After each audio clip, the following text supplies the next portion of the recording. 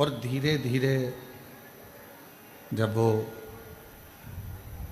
मंजिल तक पहुंचता है, जितने जितने कदम मंदिर तक, उसकी मंजिल तक पहुंचने के होते हैं, उतना उतना कष्ट उसके शरीर में और बढ़ता चलेगा, थकान और बढ़ती चली जाती।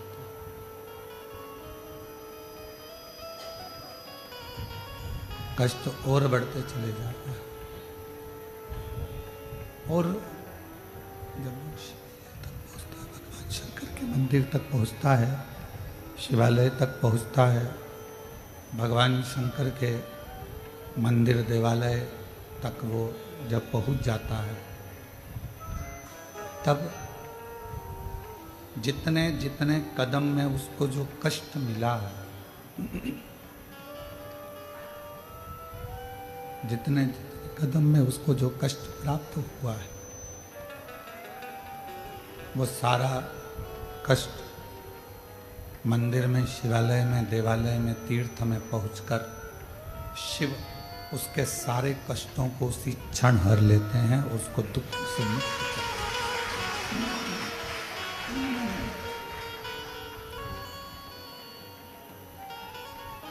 अब चाहे 12 ज्योतिर्लिंग हो,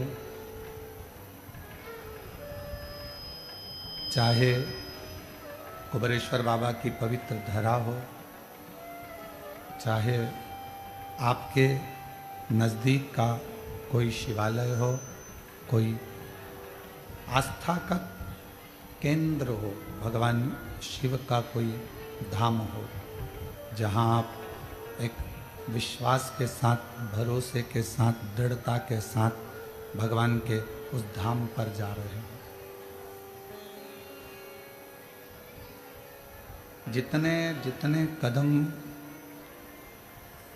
आप भगवान शिव के द्वार तक जाने में लगते हैं, जितने कदम आप चलते हो,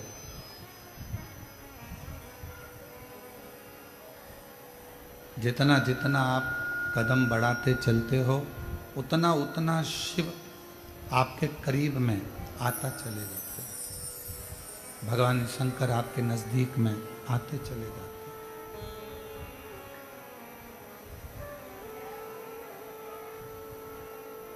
कई लोग अपने भाग्य को कोसते रहते हैं, कई लोग अपने भाग्य को कोसते रहते हैं।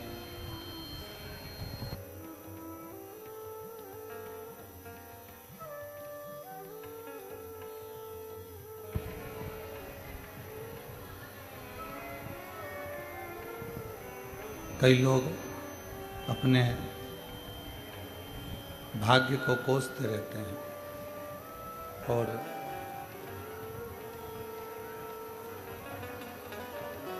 दिन रात मन में एक भाव आता रहता है कि हमने ना जाने क्यों जन्म ले लिया, क्यों हम पैदा हो गए। भगवान ने सारा दुख, तकलीफ, सारा कष्ट हमको ही दे दिया। भगवान ने सारा दुख, सारा कष्ट हमको ही दे दिया।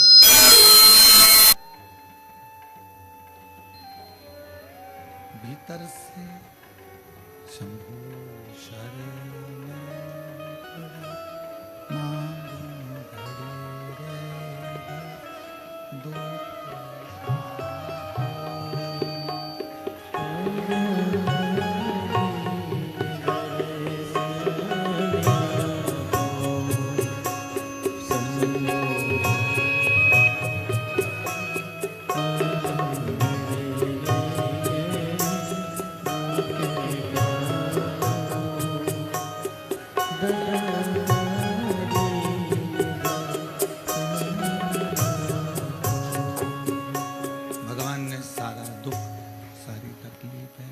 कष्ट क्या हमको ही दे दिया?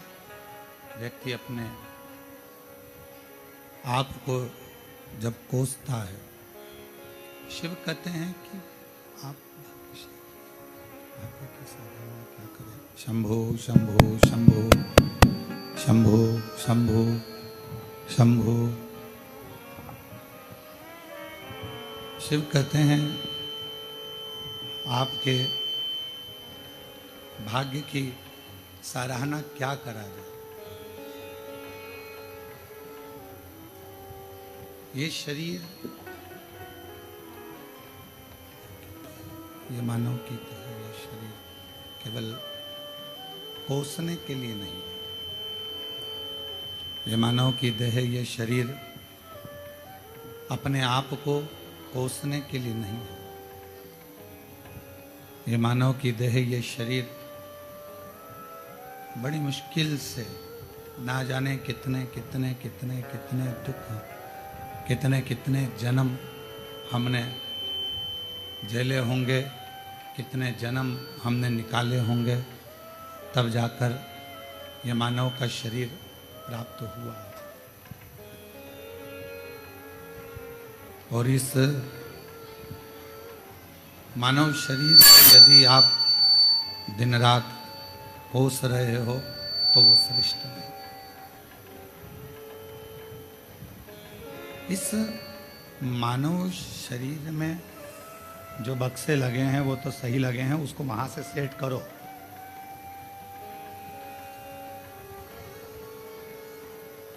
इस मानव शरीर में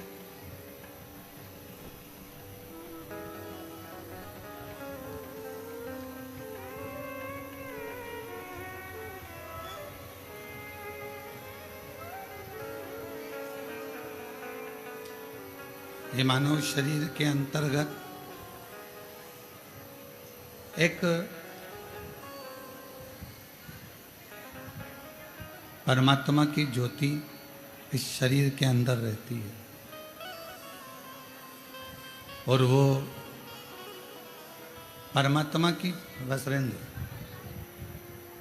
परमात्मा की ज्योति ही, आवाज आ रही है पीछे? नहीं आ रही। एक परमात्मा की ज्योति ही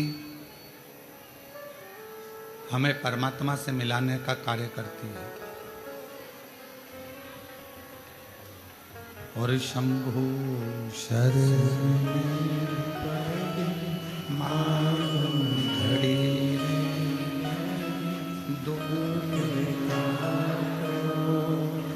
दया दर्शन आखो। शंभु शरण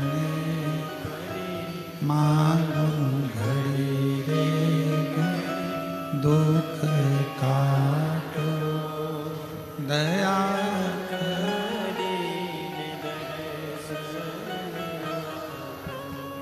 एक मानव की शरीर में जो परमात्मा ने ज्योति दी है, जो प्रकाश दिया है, वो प्रकाश को साधारण नहीं है। वो प्रकाश, वो ज्योति मानव के देह में, मनुष्य के शरीर में परमात्मा तक पहुंचाने का एक माध्यम है।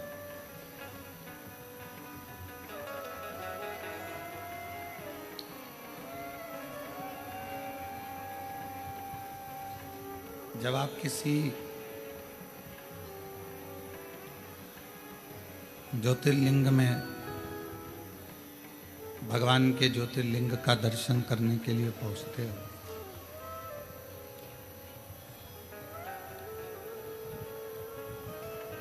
उस ज्योतिर्लिंग में जो ज्योति होती है, भगवान शिव का जो तेजपुंज प्रकाश होता है, वो हमारे हृदय में जो ज्योति होती है, जो ज्योति हमारे हृदय में रहती है, वो ज्योति शिवलिंग की ज्योति, सामने भगवान शंकर के शिवलिंग की ज्योति, और एक हमारे मन की, आत्मा की, हृदय की ज्योति, उन दोनों ज्योतियों का संगम भगवान शिव के दर्शन के समय पर होता है।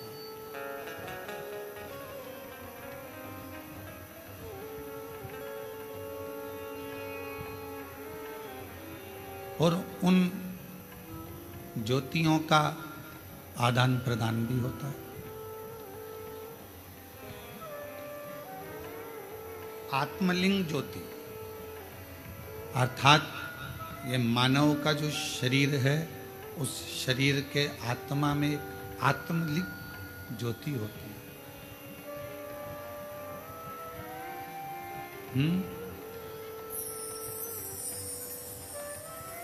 एक आत्मलिंग ज्योति होती है।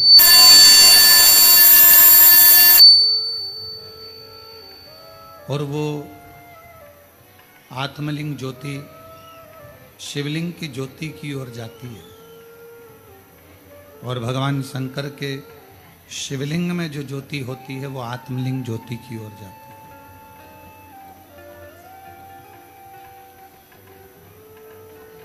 ये दोनों ज्योतियां आदान प्रदान होती है। दोनों ज्योतियां आदान प्रदान होती रहती। शिव महापुराण में 12 ज्योतिर्लिंग के दर्शन की बड़ी महत्वता है। स्कंद पुराण में भी 12 ज्योतिर्लिंग के दर्शन की बड़ी महत्वता है।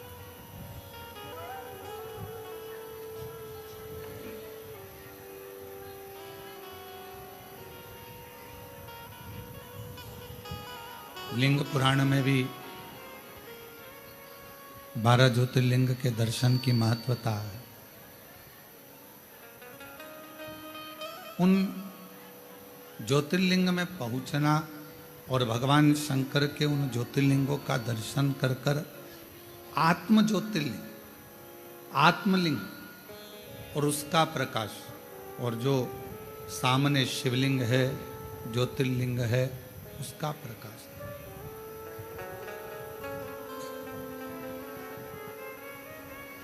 इन दोनों ज्योति का मिलन, इन दोनों ज्योति के प्रकाश का मिलन हमें एक ऊर्जा प्रदान करता है, बल देता है। और एक ऐसा बल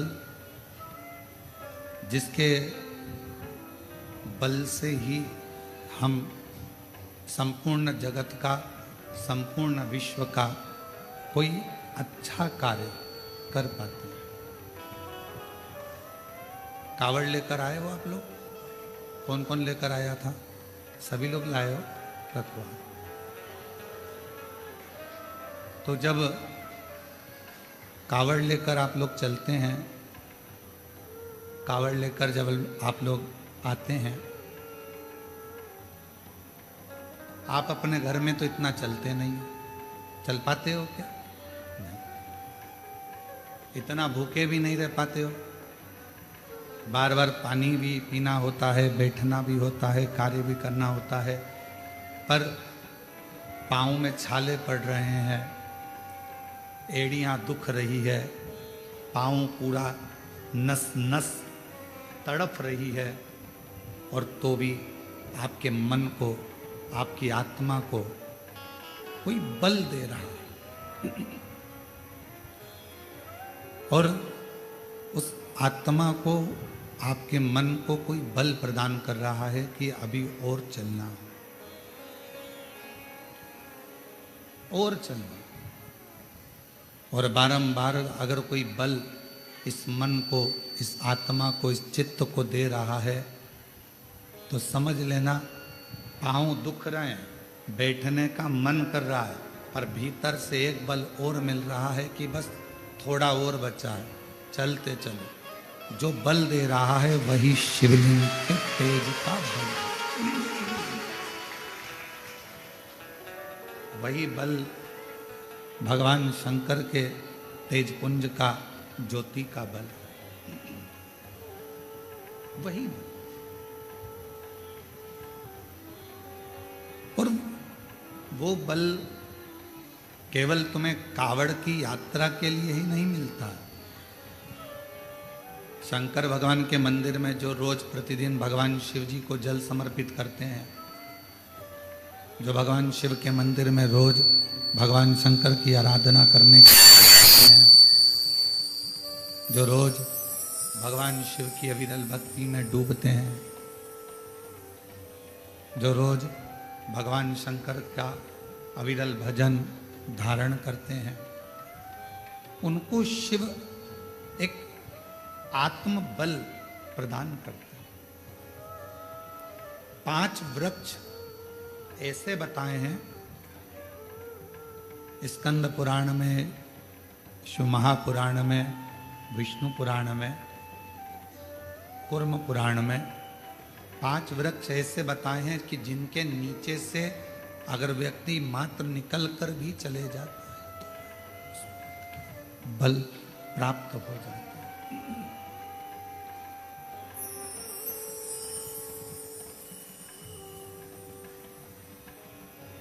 कभी मौका लगे तो कभी आपको मौका लगे तो आप कूर्म पुराण को एक बार जरूर पढ़ना। स्कंद पुराण को शंभु शंभु शंभु शंभु, कभी मौका लगे तो शिव महापुराण को, लिंग पुराण को, कूर्म पुराण को अवश्य पढ़ें। और जब आप पढ़ेंगे, उसको अध्ययन करेंगे, थोड़ा सा ध्यान देंगे तो आपको मालूम पड़ेगा 5 वृक्ष ऐसे हैं जिनके मात्र नीचे से निकल जाने पर भी व्यक्ति को बल प्राप्त हो। पहले नंबर पर है बेलपत्र का वृक्ष, दूसरे नंबर पर है शमी का वृक्ष,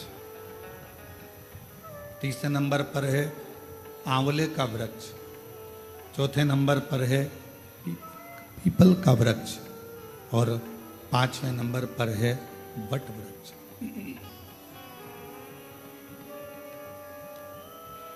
ये 5 वृक्ष,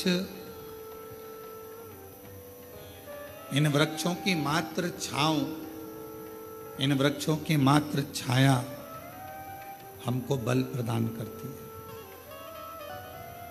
हमें एक अलग से एनर्जी देती है, हमको अलग से बल देती है, अलग से एनर्जी देती है, अलग से बल प्रदान करती है।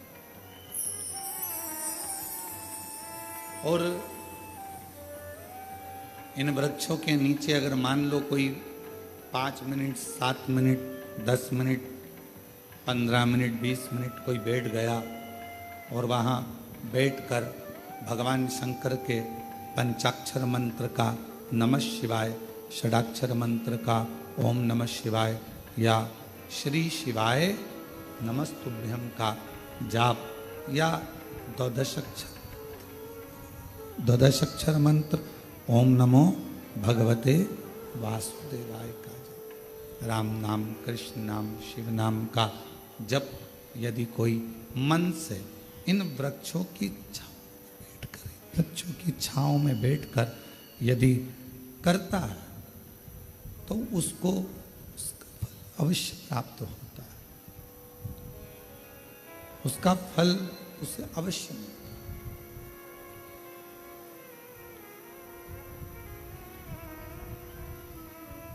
पाँच में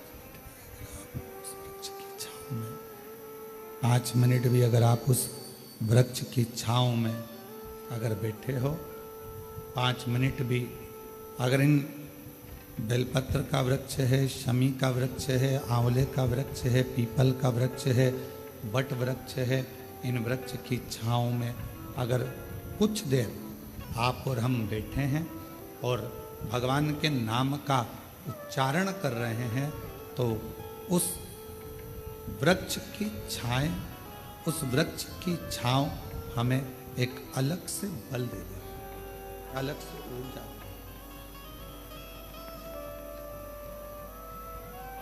और मेरी जीजियों, मेरे जीजाओं, मेरी बेटियों, बेटाओं, मेरी माताओं, मेरे भाई, मेरी बहनों, एक निवेदन करेंगे कि कभी यदि बहुत ज़्यादा रोग शरीर में अगर ग्रसित हो गया और रोग छूट नहीं रहा, तो शमी के वृक्ष के नीचे बैठकर या तो भगवान शिव का नाम या भगवान श्री गणेश जी महाराज का नाम, जैसा तुम जप सकते हो, जैसा तुम बोल सकते हो, जैसा तुम भज सकते हो, वैसा भजो, वैसा करो, जैसा तुमसे बन जाए। शंभु शंभु शरणे मां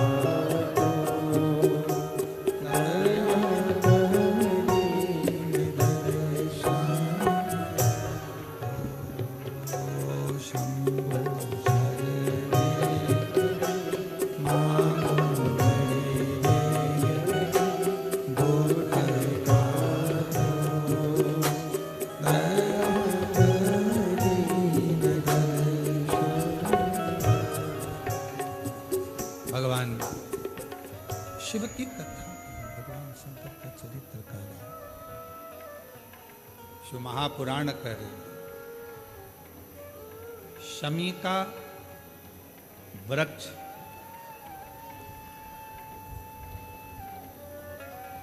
हमारे शरीर में जो रोग होता है, उस रोग के जितने भी तत्व होते हैं उनको शमी का वृक्ष खींचता।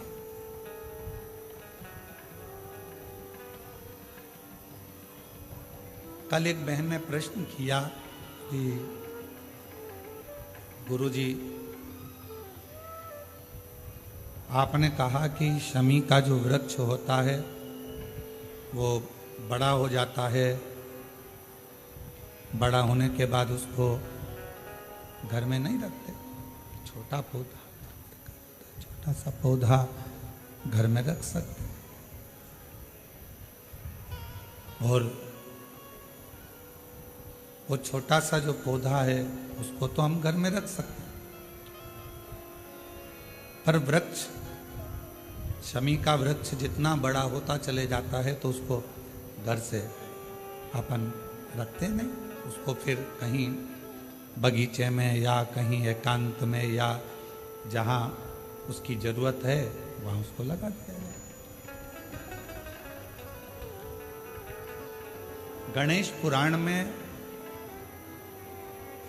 एक बात आती है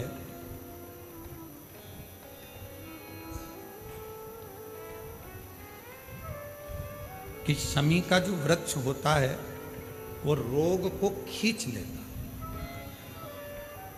बीमारी को खींचता, तकलीफों को खींचता, दुख को खींचता, शरीर के रोगों को वो खींच लेता। तो शिव महापुराण की कथा में और गणेश पुराण की कथा से एक बात सीखने को मिलती है कि पौधा छोटा रहेगा तो आप उसका पूजन भी कर सकोगे, पत्ते भी ले सकोगे, शिवजी पे भी समर्पित कर सकोगे, और घर के अंदर यदि कोई तकलीफ में है, कष्ट में है, तो उसके दुख को भी वो खींच ले, उसके कष्ट को भी खींच ले। उसके कष्ट को,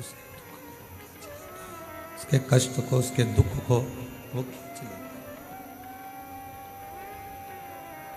पर जैसे ही शमी का पौधा बड़ा हुआ, शमी का वृक्ष बड़ा हुआ, और उस वृक्ष के इर्द गिर्द से अगर कोई निकल कर जा रहा है, शमी के उस वृक्ष के आसपास से, इर्द गिर्द से अगर कोई निकल कर जा रहा है, तो उसके भी रोग को वो खींचता, उसके भी रोग को वो खींचता।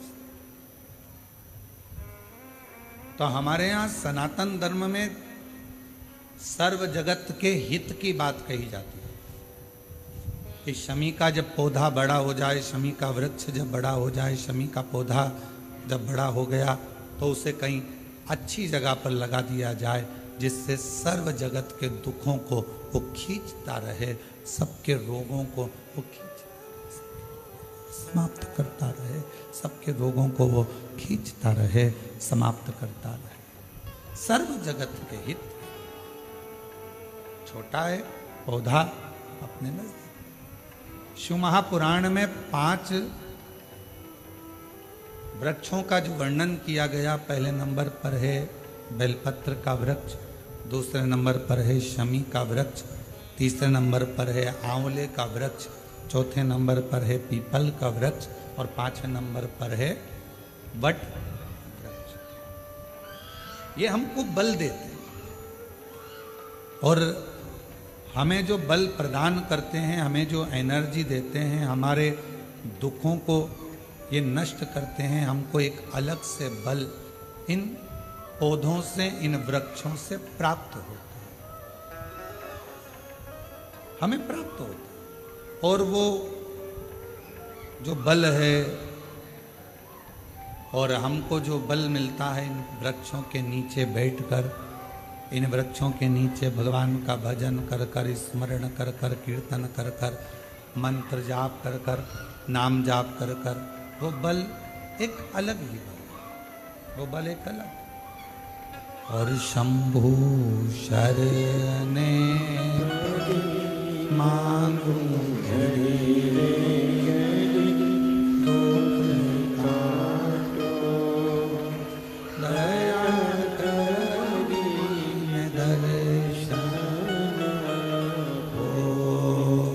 शंभु शरणे मांगू घड़ी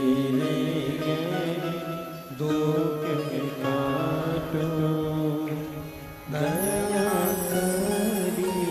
ने दर्शन आपो।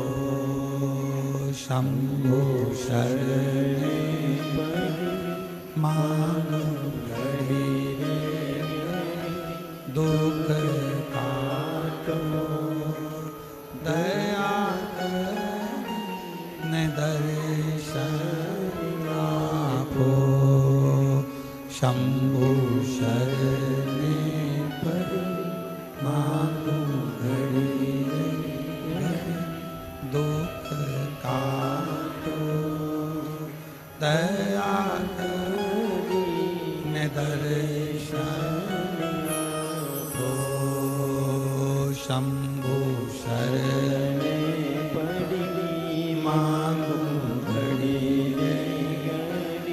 दुख काटो, दया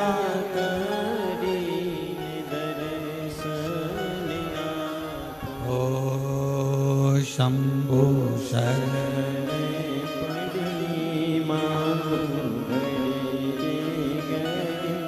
दुख काटो, दया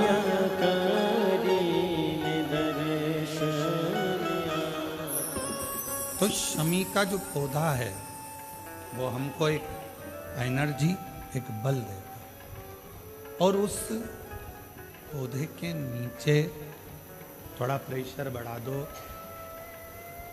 उस पौधे के नीचे जब हम बैठते हैं, भगवत भजन करते हैं, नाम जाप करते हैं, स्मरण करते हैं, तो उसका फल हमको अधिकता में प्राप्त होता है।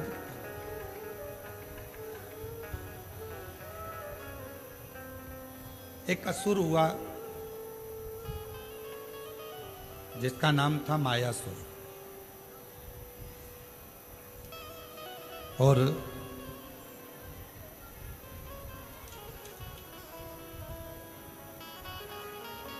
वो बड़ा प्रबल था।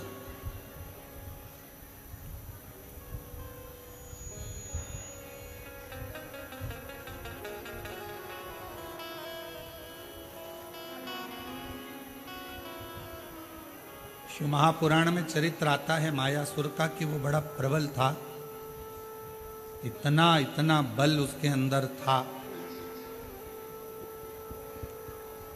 भगवान नारायण ने स्वयं ब्रह्मा जी से पूछा, क्या इसको बल तुमने दिया?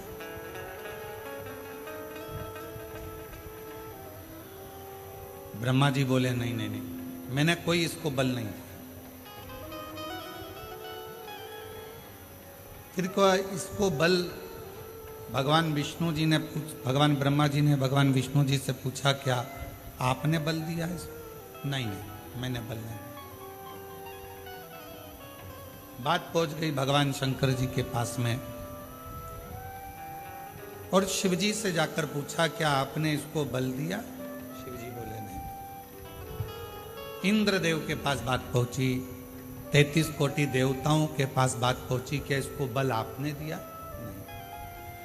फिर मायासुर के पास में इतना बल कैसे आ गया?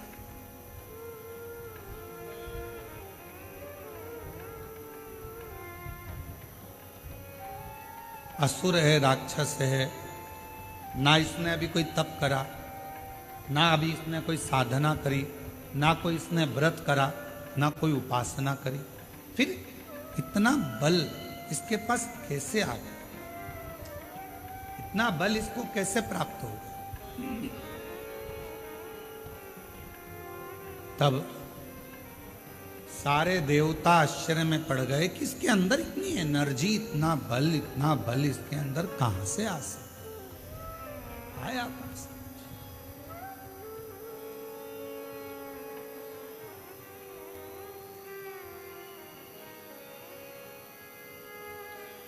सब देवता तैयारी में लग गए कि मालूम करो कि आखिर इसके पास में बल आ कहां से।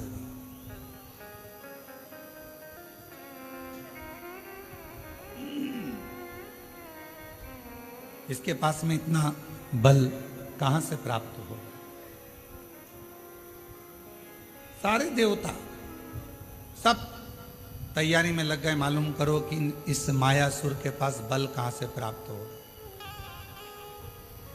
और सारे देवता मालूम करने में लगे, फिर भी कोई ठिकाना नहीं मालूम पड़ा कि आखिर बल कहां से आ,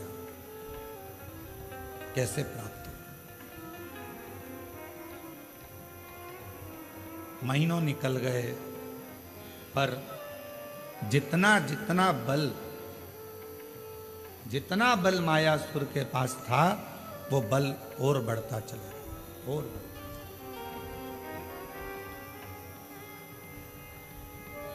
फिर भगवान ब्रह्मा जी स्वयं भगवान विष्णु जी के पास में गए और जाकर पूछा कि बताओ इसके पास में इतना बल कैसे आ गया?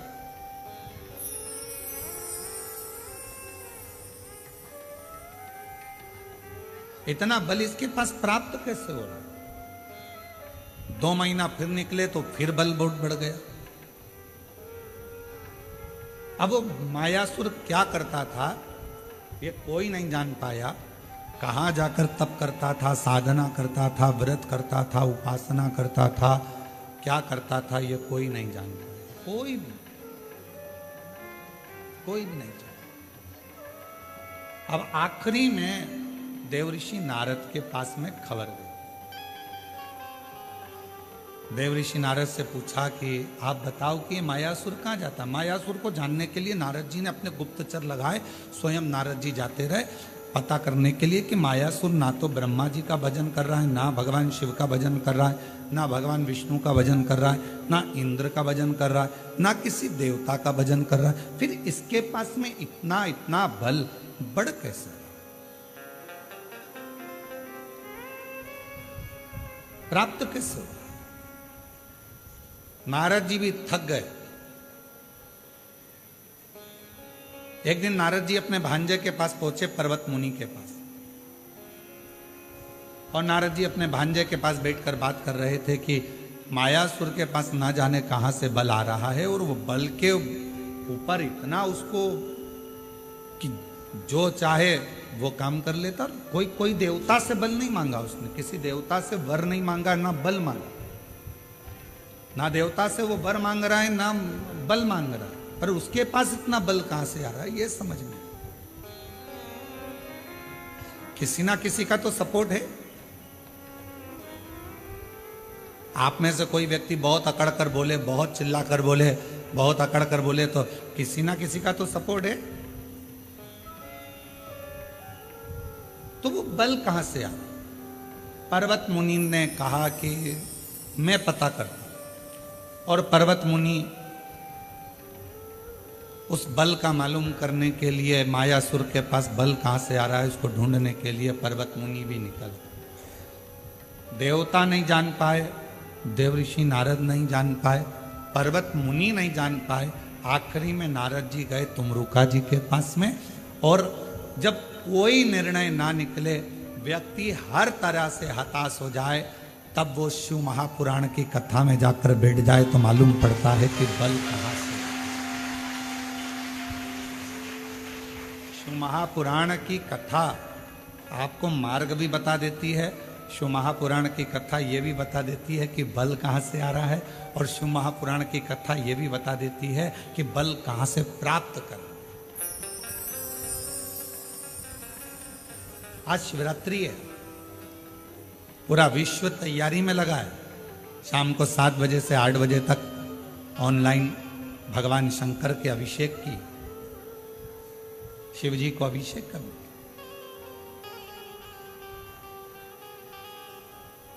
और अगर मौका लगे तो शिव महापुराण की शिवरात्रि की आराधना को एक बार पढ़ना, उसमें वर्णन मिलता है कि शिवरात्रि के दिन भगवान शंकर पर धान्य चढ़ाने का क्या फल है, काली मिर्च चढ़ाने का क्या फल है, काली तिल चढ़ाने का क्या फल है, फूल चढ़ाने का क्या फल है, धतूरा चढ़ाने का क्या फल है, बेलपत्र चढ़ाने का क्या फल है। और जब वो 12 महीने की शिवरात्रि नहीं कर पाता और 12 महीने शंकर जी का पार्थिव लिंग का पूजन नहीं कर पाता, मात्र एक शिवरात्रि के दिन भी अगर वो पार्थिव लिंग का पूजन कर लेता है तो पूरे वर्ष की शिवरात्रि का फल उसको एक बार में ही प्राप्त। और ये हमारी बात पर भरोसा मत करो, आप तो शिव महापुराण की कथा पढ़ो, उसका अध्ययन करो, गीता प्रेस गोरखपुर के शिव पुराण लेकर आओ, उसको पढ़ो, उसमें आपको मिलेगा, अध्ययन करो।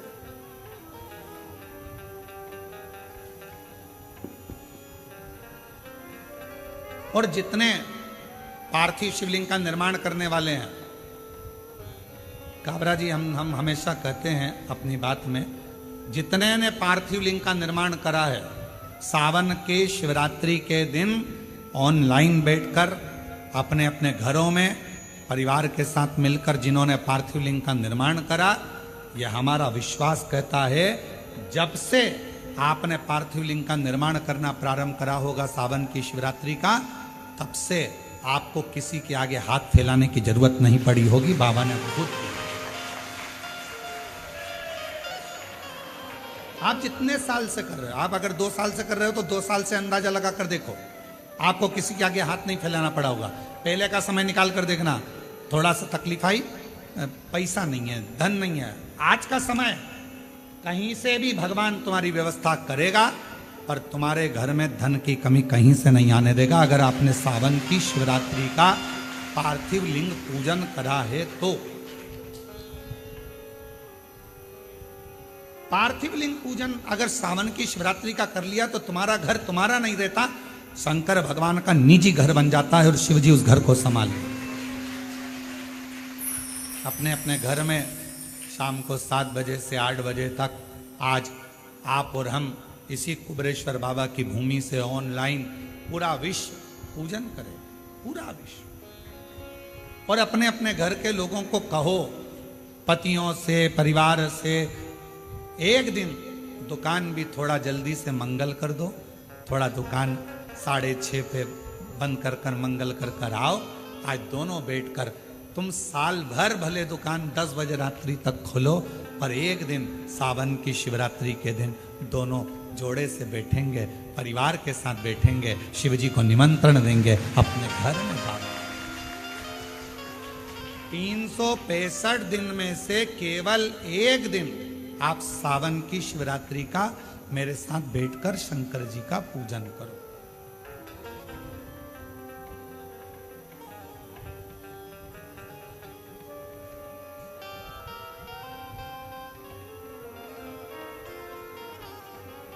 शिव संभाले। और फिर कहते हैं, जिन जिन ने पार्थिव लिंग का पूजन पूर्व में करा है उसको किसी के आगे हाथ फैलाने की जरूरत नहीं पड़ी।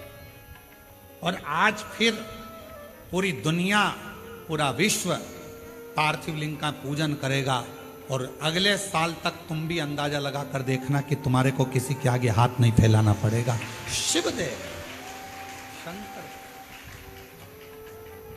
बस उसको विश्वास के साथ में भजो, उसको भरोसे के साथ में भजो।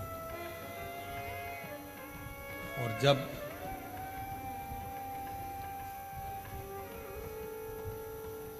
हम भरोसे के साथ शिव जी को भजते हैं तो हमारा बाबा भोलेनाथ हमारी झोली खुशियों से जरूर भरता है। और तुम आना भोले बाबा मेरे मकान में, तेरा डमरू डम डम बाजे सारे जहान में। आज बाबा से कहना, तुम आज मेरे घर में रहना। मेरे घर में जितना दुख है, तकलीफ है, कष्ट है, बीमारी है, जो जो परेशानी है, आज मैं जब पार्थिव लिंग का पूजन करूं, पार्थिव लिंग का निर्माण करूं और ऑनलाइन साथ में बैठकर भगवान की भक्ति करूं, भगवान का भजन करूं। भले मोबाइल को चालू कर कर, टीवी को चालू कर कर, वॉल्यूम तेज।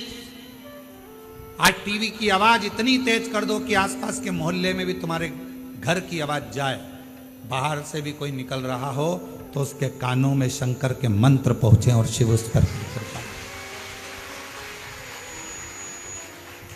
बैठो, घर का माहौल ऐसा कर दो कि आज ऐसा लग रहा है कि हमारे घर में कोई आ रहा है। इतनी प्रसन्नता, इतनी खुशी, इतना आनंद कि आज मेरा भोले बाबा सावन के महीने में हर रोज शिवजी नंदी पर बैठकर प्रदोष काल में शाम के समय भ्रमण पर निकलते हैं।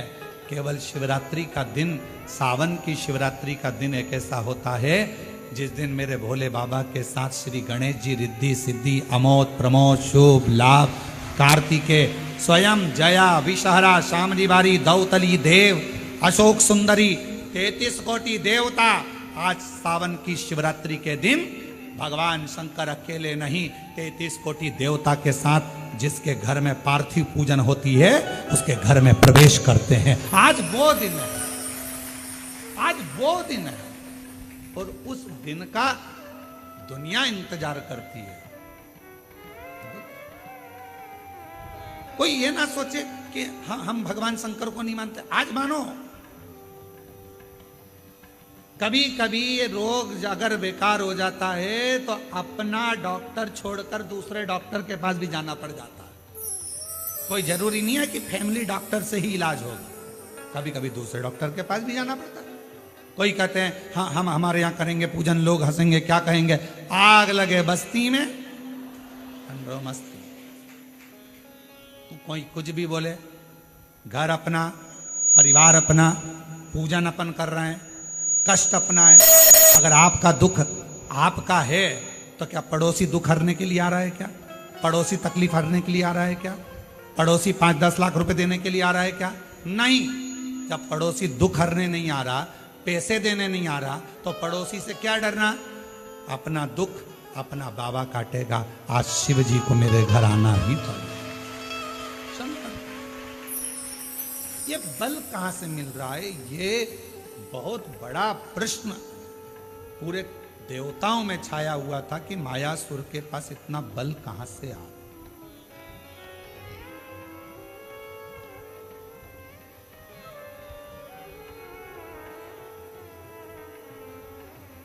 और गुप्ता बहन जी, कल आप नहीं आई थी तो आपकी बेटी हैं, तो हमने उनसे कहा था क्यों नहीं आई, तो कहा थोड़ा स्वास्थ्य नरम गरम चल रहा है। तो हमने कहा उनसे कहना कि कथा में आएंगी तो बल अपने आप मिल जाएगा, चिंता ना करें।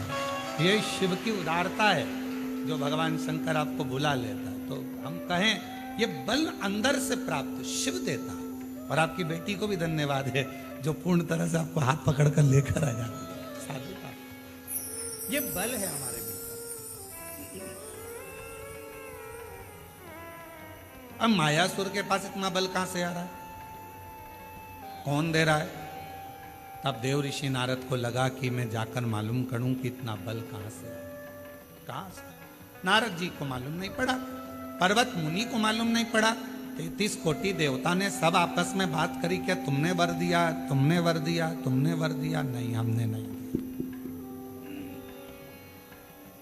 हमने वर नहीं दिया। क्या तुमने बल दिया? नहीं। अच्छा बोलो, ईमानदारी से बताओ, तुम्हारा बेटा बाजार में जाकर 10 रुपए की फुल्की खा रहा है और किसी ने आकर तुमको बता दिया कि इसने 10 रुपए की फुल्की, चाट, पानी पतासा, गोलगप्पा, चाउमीन, बर्गर 10 रुपए का खाया। वो घर आया, तुमने पूछा कि नहीं पूछा, क्यों रे 10 रुपए कहां से आए थे? मैंने तो तुझे दिए नहीं।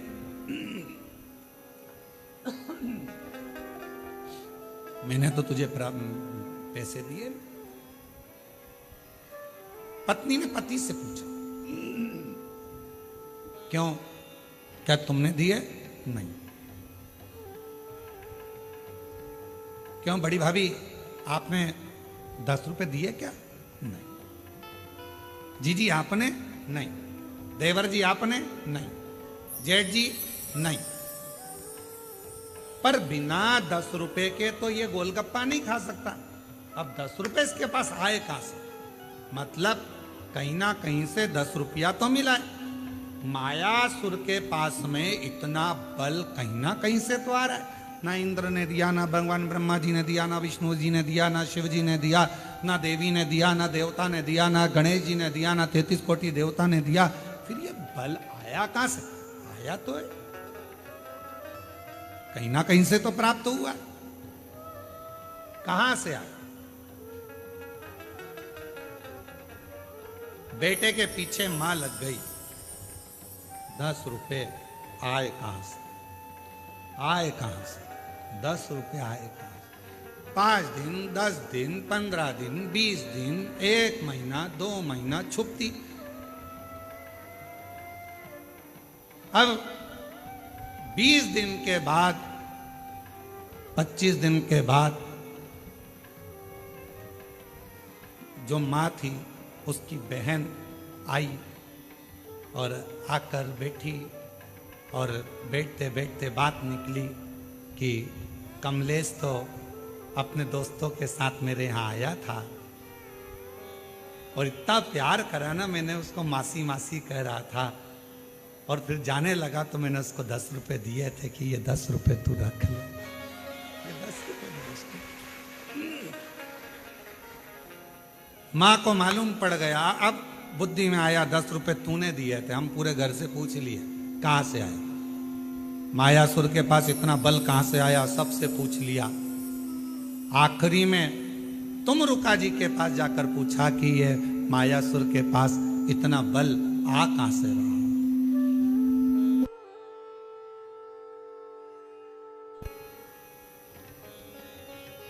ये मायासुर के पास इतना बल आ कहां से? तब तुम रुका जी ने कहा, अगर कोई देवता बल नहीं दे रहा, कोई देवता बल नहीं दे रहा, कोई देवता कुछ प्रदान नहीं कर रहा, कोई देवता यदि कुछ दे नहीं रहा, तो इतना बल कहां से आ रहा है? तुम रुका जी ने कहा, जरूर या तो ये मायासुर असुर है, राक्षस है, ये फूल वाले पेड़ के पास तो जाएगा नहीं, ये जाएगा कांटे वाले पेड़ के पास। तो या तो ये समी के वृक्ष के नीचे बैठ गया या फिर ये बेलपत्र के वृक्ष के नीचे बैठ गया। पीपल के वृक्ष के नीचे बैठेगा नहीं, क्योंकि इसको मालूम है कि देवताओं का वृक्ष है। बट वृक्ष देवताओं का है, ये तो कांटों के पास रहता, असुर प्रवृत्ति का है ना, राक्षस प्रवृत्ति का है, तो ये कांटों के करीब में रहेगा। पता करो जरूर, या तो बेलपत्र के वृक्ष के नीचे बैठता होगा या शमी के वृक्ष के नीचे बैठता होगा। अब देव ऋषि नारद ने मालूम करना प्रारंभ करा, और मालूम करते करते आखिरी में यह देखा गया कि शमी के वृक्ष का एक वन था, उस वन के नीचे मायासुर अपना एक सिंहासन लगाकर बैठता था, और उस वृक्ष के नीचे बैठा अलमस्ती में, आनंद में अपने जीवन को जी रहा था। कुछ नहीं करता, ना तप, ना साधना, ना व्रत, ना उपास, तो भी उसके पास बल आ रहा था। तुमरुका जी ने कहा बस यही शमी वृक्ष की छांव इसको इतना बल दे रही है कि ये देवताओं से भी भिड़ने को तैयार हो जाता है। ये शमी वृक्ष की छांव, शमी वृक्ष की छांव इसको बल दे रही, जो ये देवताओं से भी भिड़ने को तैयार हो जाता।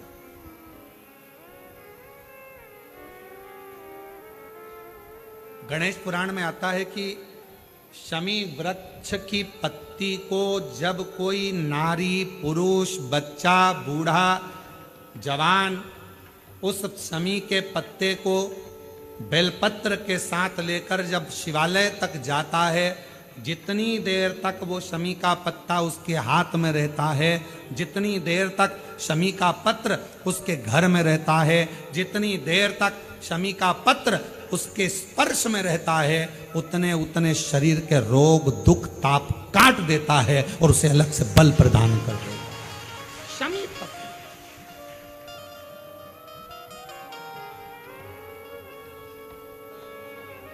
जब व्यक्ति का विल पावर डाउन होता है ना, उसको लगता है ये होगा कि नहीं होगा, होगा कि नहीं होगा, उसको 5 मिनट शमी वृक्ष के नीचे चले जाना चाहिए, 5 मिनट, इससे ज्यादा नहीं, या शमी की पत्ती को रख लेना चाहिए। पहले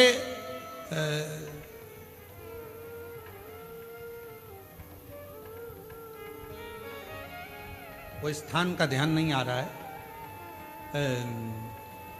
स्मरण में, पहले एक नियम चलता था, आप लोगों के जिंदगी में भी, आपका भी बुढ़ापा आया होगा, आप भी युवान अवस्था में आए होंगे, कभी तो स्कूल गए होंगे, कभी तो पढ़ने गए होंगे।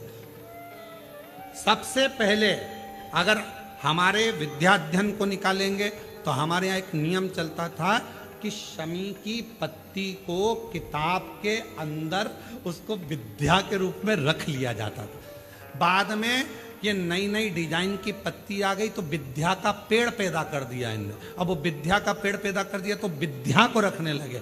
विद्या की पत्ती को लोग शमी की पत्ती समझने लगे, क्योंकि उसमें भी ऐसी पत्तियां निकली रहती है और शमी की पत्ती भी ऐसी ऐसी निकली रहती है। तो पहले नियम था कि किताब के अंदर शमी की पत्ती को रख लेते थे और कहते थे इसमें विद्या है, इसमें विद्या है। विद्या का मतलब क्या, उसको बल मिलता था, एनर्जी मिलती थी। एग्जाम में बैठता, कंपटीशन एग्जाम में बैठता, जब वो कोई इंटरव्यू देने के लिए बैठता या टेस्ट देने के लिए बच्चा बैठता तो वह खुश होता था, मेरी किताब में शमी, मेरी किताब में विद्या रखी है। विद्या से मतलब आज के जमाने में लोग विद्या का पेड़ की पत्ती रख लेते हैं, पर रखते क्या थे, जम के बोलो, शमी की पत्ती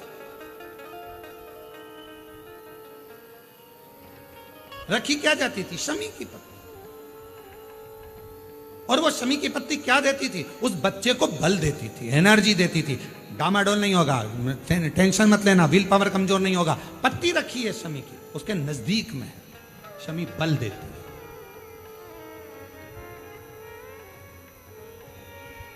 जो ये ऑनलाइन कथा चल रही है, ये शमी मंदार शिव महापुराण की कथा चल रही है, शमी कथा। और बहुत सावधानी से इसका स्मरण करिएगा कि एक शमी के वृक्ष की पत्ती कितना बल देती, कितना।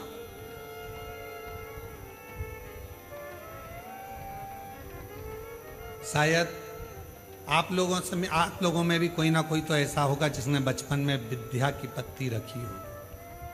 वो विद्या की पत्ती बाद में आई होगी, पहले थी वो शमी की पत्ती। कौन कौन ने रखी, जरा हमने तो रखी, हमने भी रखी।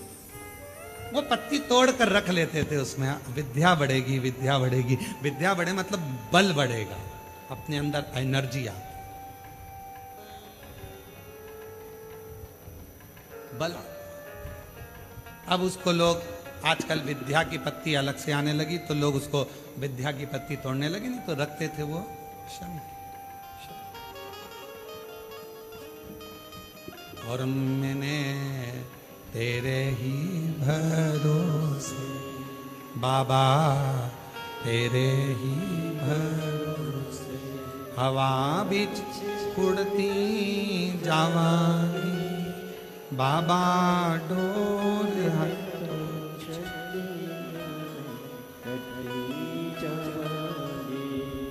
भोले मैं तेरी शंभु मैं तेरी हवा बिच उड़ती जावांगी बाबा, डोल हटो चढ़ी नामे कटरी जावांगी। जैसे शिव का द्वार बेलपत्र, यहाँ शास्त्र कहता है आंवले का वृक्ष, शमी का वृक्ष, पीपल का वृक्ष, बट वृक्ष, ये हमको बल देता है, बल।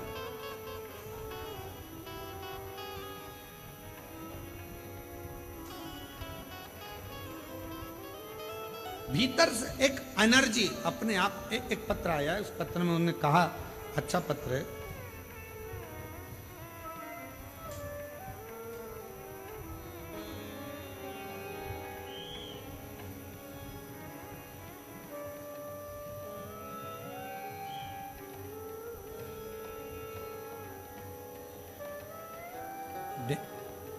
गेंजी डूंगरपुर राजस्थान से हैं। मेरा नाम निर्मला पंचाल, बंशीलाल जी पंचाल। मैं गेंजी जिला डूंगरपुर राजस्थान की निवासी हूँ। एक लोटे जल का मैं क्या वर्णन करूँ। मेरे कान के पर्दे में छेद हो गया था। मैंने कई अस्पतालों में गई, डॉक्टरों ने कहा कि ऑपरेशन करवाना पड़ेगा। फिर हम सब अपने घर आए, परिवार से सब बहुत निराश से हो गए, परंतु मेरा शिवजी पर पूरा विश्वास हो गया था। मैं रोज शिवालय जाना आपकी कथा सुनकर चालू कर दी। शिवजी को एक लोटा जल चढ़ाती, बेलपत्र चढ़ा कर लाती और उसको खा लेती। बाबा से रोज प्रार्थना करती, बाबा ऑपरेशन करने की नौबत ना आए, ऐसी कृपा कर दो ना। डॉक्टर ने मुझे 8 दिन दिए, हमने 8 दिन निकाले। जिनका पत्र है वो पीछे से आ सकते हैं, जिनका भी पत्र है पीछे से आ। 8 दिन डॉक्टर ने दिए, ऑपरेशन की तैयारी में लगे। हमने पैसा एकत्रित करा, ऑपरेशन कराने के लिए हॉस्पिटल जाने की तैयारी। बाबा के भरोसे, आप कहते हो बेलपत्र शमी पत्र बल देता है, हमने भी वही करा। ऑपरेशन में जाने से पहले शमी की पत्ती और बेलपत्र शिवजी को समर्पित कर दिया। जल को पिया, कानों में थोड़ा थोड़ा लगाकर ऑपरेशन के लिए जाने लगे तो कान में इतना तेज दर्द हुआ कि चक्कर खाए नीचे पड़ गए। अब करूं तो करूं क्या। लोग उठाए, हॉस्पिटल लेकर गए, दिखाया। जब डॉक्टर ने ऑपरेशन के लिए जांच करना प्रारंभ करी तो बाबा की ऐसी कृपा हो गई कि मेरे कान का पर्दा पूरी तरह से पैक हो गया, उसमें छिद्र नहीं था। मैं बाबा को प्रणाम करने के लिए यहाँ पर आया, बाबा को नमन करने के लिए। एक पत्र और अच्छा है।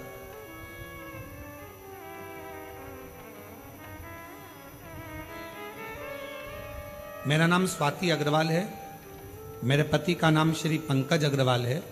मैं कुल पहाड़ महोबा उत्तर प्रदेश की रहने वाली हूँ।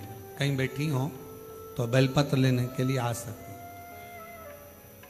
सन 2022 में अचानक से पेट में तकलीफ हुई, तब मैंने झांसी में डॉक्टर को दिखाया।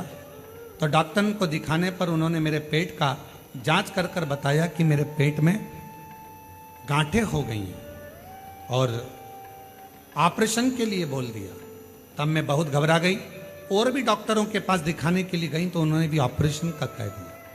मेरी माता टीवी पर आपकी कथा सुनती हैं, उन्होंने कथा सुनते सुनते मुझे फोन कर कहा, तो चिंता मत कर, तू भी सियोर वाला महाराज की कथा सुनना प्रारंभ कर, शिव पुराण की कथा सुन। और एक बार सीहोर जाकर कंकर शंकर का पूजन कर। हम लोग 2022 में दर्द हुआ, हम लोग पूजन पाठ में लग गए और 2023 में हम लोग रुद्राक्ष महोत्सव में यहाँ पहुँच गए।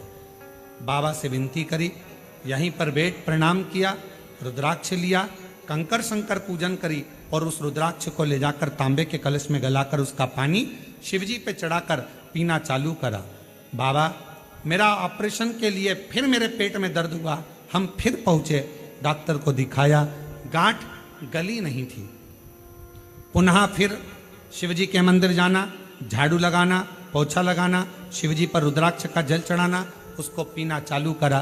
2 महीना निकला और हमने फिर डॉक्टर को जांच कराई और डॉक्टर ने सारी सोनोग्राफी कर कर बोल दिया गर्भाशय में कोई गठान नहीं है, सारी गांठें गल चुकी है। हम बाबा को प्रणाम करने के लिए आए हैं। शिव तत्व कहते किसको? और तेरी कृपा का क्या है भरोसा, कब किस पर हो जाए जरा से हम पर कर दो, जरा से हम पर कर दो। तेरी कृपा का क्या है भरोसा, कब किस पर हो जाए जरा से हम पर कर दो, जरा से हम पर कर दो। जिस पर भी हो गई तेरी कृपा करुणा वो भव पार हुआ, भव पार हुआ। आप ही बोलो। जिस पर भी हो गई तेरी कृपा करुणा वो भव पार हुआ, भव पार हुआ। पापी हो चाहे जितना उसका भी बाबा उद्धार हुआ, उद्धार हुआ। पापी हो चाहे जितना उसका भी बाबा उद्धार हुआ, उद्धार हुआ। इधर मिल गणिका जैसे अब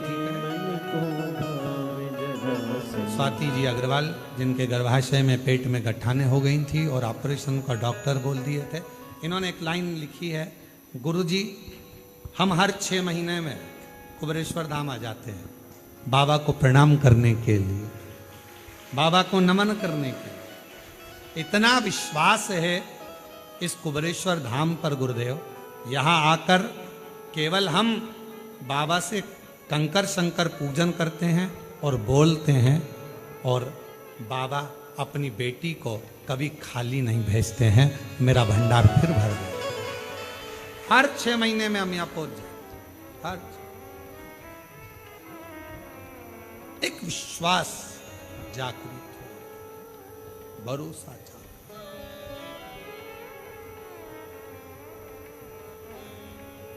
गिद्ध अजामिल गणिका जैसे तेरे मन को भावे जरा से हम पर कर दो, जरा से हम पर कर दो।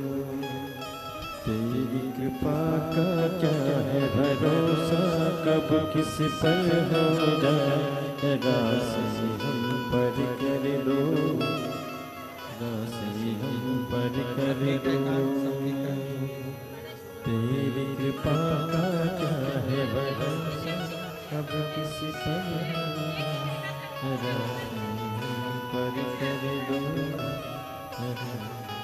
आपके कान ठीक है? पति को शुगर हाई रहती थी, हर कभी बेहोश हो जाते थे, और उन्होंने कहा पत्र में मैंने लिखा, आप पढ़े नहीं गुरुदेव।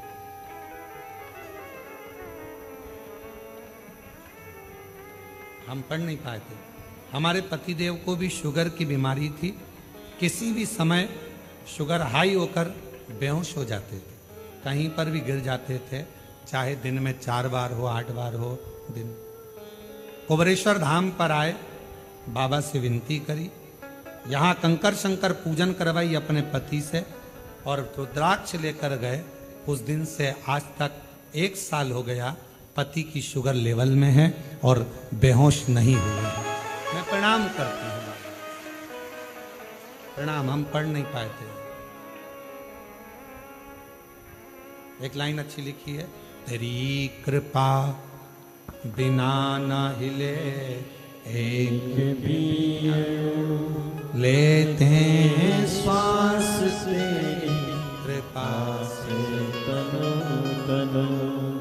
बखान क्या करूं मैं राखों के ढेर का, चपटी बबूत में खजाना कुबेर का। गंगाधर मुक्ति द्वार ओंकार तू, भोले ओंकार तू। आयो सरतिहारी संभोकार तार तू। हम उसका भजन स्मरण चित्त जितना विश्वास, कहां से बल मिल रहा है, कहां से एनर्जी मिल रही है। सावन के महीने की पार्थिव पूजन आज के शाम को 7 बजे ऑनलाइन आकर पूजन कर कर तो देखो पार्थिव शिवलिंग की। मोहल्ले के लोग भी कहेंगे आखिर इसके पास आ कहां से रहा है, कहां से बरस रहा है, बरस। फिर कह देना ये तो सावन के महीने में जैसे बादल बरसते हैं, शिवरात्रि के दिन जो पार्थिव पूजन करता है उसके घर साल भर बरसता है, साल भर, पूरा वर्ष। बाबा तूने लाखों की तकदीर संवारी है। आप भी उससे विनय कर सकते, कहो कंकर शंकर की धरा पर बैठकर बोलो, बाबा तूने लाखों की तकदीर संवारी है। बाबा तूने लाखों की तकदीर संवारी है। इतना मुझे बतला दे, इतना मुझे बतला दे, कब मेरी बारी है। इतना मुझे बतला दे,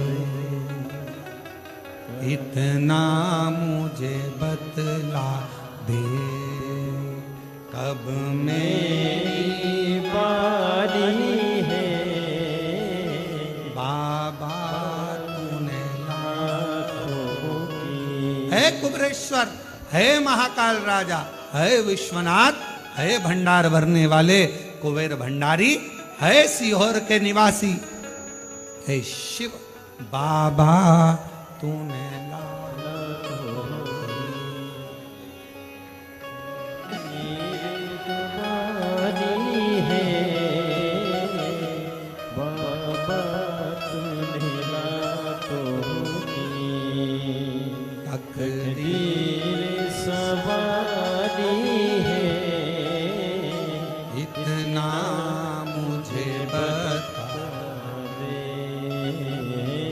इतना मुझे बतला दे, कब मेरी बारी है।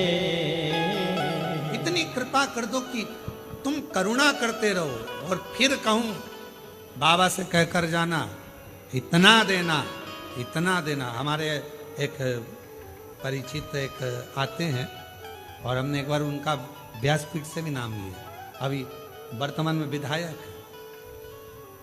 वो पहली बार कुबरेश्वर धाम आए थे तो ट्रेन से आए थे, और ट्रेन से आए धक्के खाते, लोकल डब्बा, और उसमें, और अब तो महाराष्ट्र वालों को और खुशी होना चाहिए कि तुम्हारे महाराष्ट्र से त्रिंचापल्ली ऐसा कोई जगह है, वहाँ से भगत की कोठी राजस्थान तक एक ट्रेन अकोला और ये सारा क्षेत्र कवर करती करती उधर से पूरे महाराष्ट्र के यात्रियों को लेती सीहोर तक आना चालू हो गई। सीहोर में उसका स्टॉपेज होता है, फिर आगे बढ़, और उसमें first AC, second AC, third AC, sleeper, local सब है। अब तो महाराष्ट्र वालों के लिए और सुविधा हो गई, अब तो कहीं जाने की जरूरत नहीं, डायरेक्ट सीहोर। शाम को शायद 4 बजे पहुंचती है, 4 बजे उतरती है, भगवत भजन सीधे वहां से चले महाराष्ट्र से आकोला और अधिकाधिक भुसावल और उसके आगे तिरजापल्ली कहीं है स्थान, वहां से चलती है और भगत की कोठी तक। तो वो जो विधायक महोदय वो ट्रेन से आए थे, लोकल डब्बा था, आए स्टेशन पे उतरे, स्टेशन पे उतर कर ऑटो करा, ऑटो से यहाँ तक पहुंचे, पूजन वगैरह करी और बाबा को विनती कर चले। उनको भी नहीं मालूम था, बस यहां आकर उन्होंने एक ही बात कही, बहुत धक्के खाकर आया हूं। और हम फिर कह दें, जिसने यहां के धक्के खा लिए उसे संसार के धक्के नहीं खाना पड़ते। और कभी हमने देखा है कई लोग कावड़ यात्रा में आते हैं, प्रदोष की कावड़ जो 6 अगस्त को भराएगी, कई लोग उस कावड़ यात्रा में केवल यही आते हैं कि हम थोड़ा सा धक्का खाएंगे, आगे बढ़ जाएंगे। दर्शन करने आते हैं उस कावड़ का, प्रदोष की कावड़ को बनने। और 6 अगस्त को भराएगी, आप लोग भी बड़े प्रेम से पधारो, आनंद। तो बाबा बहुत धक्के खा लिए, आए गए, उनको भी मालूम नहीं था कि यहाँ से अपने क्षेत्र से, जहाँ वो रहते हैं उस क्षेत्र से उनको टिकट मिल जाएगा, और टिकट भी मिल गया। पैसा वैसा कुछ नहीं तो ऐसी से ना आते, से धक्के खाए, टिकट मिल गया, चुनाव लड़ने की तैयारी हो गई, फिर आ गए लोकल धक्के से, टिकट तूने दिला दिया है, अब तू जान, तेरा काम जान। और दूसरी बार आए तो कहा, बाबा ने क्या करुणा करी, हाथ पकड़ा ऐसा कि टिकट भी दिलाया, विजय भी दिलाई, और बाबा ने आज सिंहासन पर बिठाया। अब मैं गाड़ी से आया। ये शिव, इसको शंकर कहते, इसको भोला कहते हैं, इसको कहते हैं कुबेरेश्वर महादेव, कुबेर भंडारी। कुबेर भंडारी इसको कहते हैं। वो भंडार कब भरेगा, तेरी कृपा का कब किस कब भरेगा, कैसे भरेगा, क्या देगा, कैसे देगा, सब उसको मालूम, सब मालूम।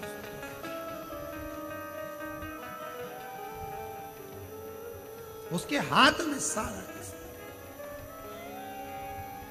एक बहन ने पत्र में लिखा, मेरा लड़का 12वीं पास हुआ और उसने कहा, मम्मी क्या मेरी नौकरी लग सकती है?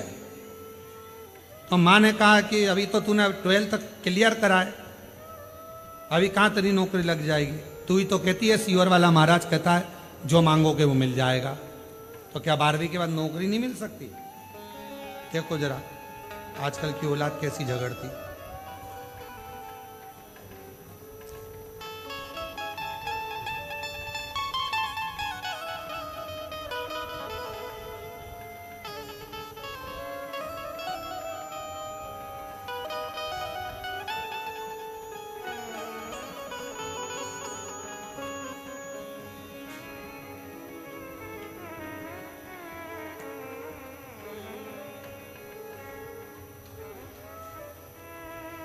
शंभो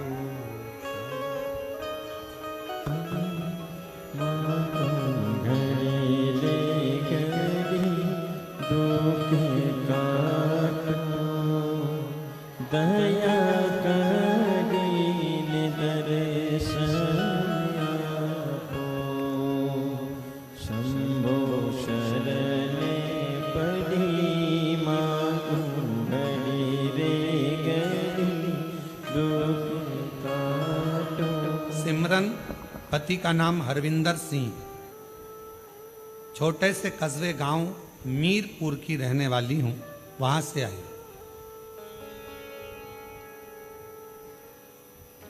गुरुजी शरीर में परेशानी रहती थी, गांठ हो गई थी। डॉक्टर ऑपरेशन का कहे थे, पर एक दिन मेरी मौसी जी ने, मेरी सास ने टीवी पर देखा और कहा कि तू एक बार सिमरन सीहोर जा, या फिर वो प्रदीप मिश्रा कथा कहते हैं ना, उनके पंडाल में जा। मैंने बाबा से अपने पंडाल में बैठकर भटिंडा की कथा सुनी, बाबा से विनती करी, मेरे शरीर में गांठ है, डॉक्टर हर कुछ कह रहे हैं, आप उस गांठ को मिटा दो, कोई बड़ी बीमारी ना हो, कृपा कर दो। बाबा, मेरा बेटा भी 12वीं पढ़ रहा है, उसने कहा है क्या 12वीं पास होने के बाद नौकरी लग सकती है? मैं अपने बेटे को कही कि सीहोर वाला बाबा कहता है कि सब कुछ देता है बाबा भोलेनाथ, तो मैंने तो कह दिया था, पर अब तू संभाल लेना। बाबा 9 मार्च 2025 को पंडाल में बैठकर कथा सुनी और बाबा की कृपा से दूसरी बार जांच कराई, मेरी गठाने गल चुकी थी। गुरुदेव, मैं बाबा से क्या कहूं? मेरे बेटे ने जब 12वीं का एग्जाम दिया, उसका 84% भी आ गया, पर उसकी एक ही शर्त थी कि तुम कहती हो कि सीहोर वाला महाराज कथा कहता है और पंडाल में जो मांगो वो मिलता है। मैंने अपनी नौकरी मांगी है और गुरुदेव, आज मैं बाबा को धन्यवाद देने के लिए आई हूं कि मेरा बेटा 12th में पास हुआ और बाबा ने उसकी जॉब लगवा दी, उसकी गवर्नमेंट जॉब मेरे बाबा ने दिलवा दी। ये शिव है, ये शंकर है, इसको ओघड़ी कहते हैं, इसको शिव कहते हैं।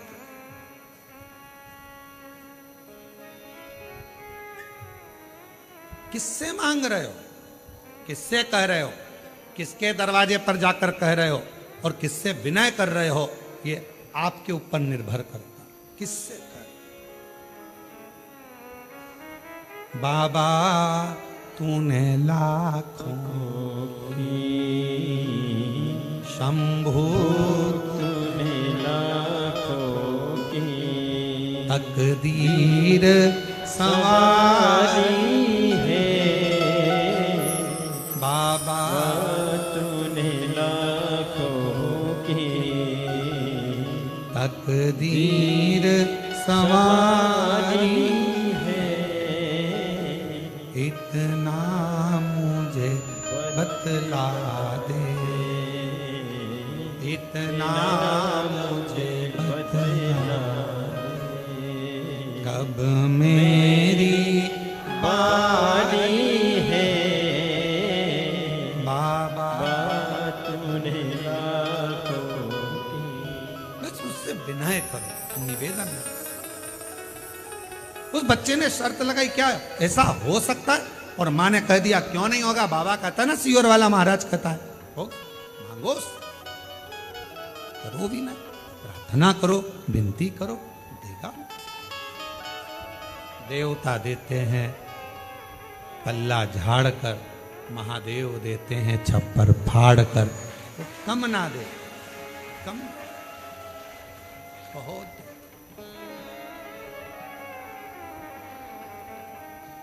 कितना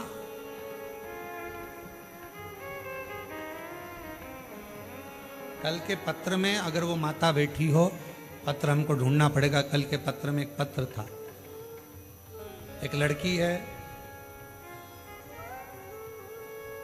जिसको शुगर की बीमारी है और शुगर 600 है। कहीं बैठी हो, या तो हमको पत्र ढूंढना पड़ेगा इतने सारे पत्रों में। तो 600 शुगर रहती थी, कभी 650 पहुंच जाती थी, इंसुलिन चलता था। कहीं बैठी हो तो हाथ हिला सकती है। अब वो इंसुलिन चढ़ता, शुगर की बीमारी थी और इतनी तकलीफ में वो लड़की थी, बच्ची शायद 15-16 साल की है वो, और उसका इंसुलिन चढ़ना, बहुत तकलीफ में रहना। एक दिन किसी ने कह दिया कि इसकी इंसुलिन तो जिंदगी भर चलेगी, लेवल पर शुगर नहीं आएगी। उसकी माँ से कहा कि ये तो चलेगा, तो माँ बड़ी दुखी रहती थी, तो उसने कहा चलो कुबरेश्वर धाम चलते हैं, सुना है वहां पर जाने से बहुत लाभ मिलता है। एक बार कंकर शंकर पूजन करने आते। काबरा जी अपनी बच्ची को लेकर कुबरेश्वर धाम आ गई। उसने पत्र में ढूंढेंगे उसको हम, तो कुबरेश्वर धाम आई। बाबा के धाम पर आकर उसने पूजन करा, बेलपत्र उठाई बाबा की, खा गई।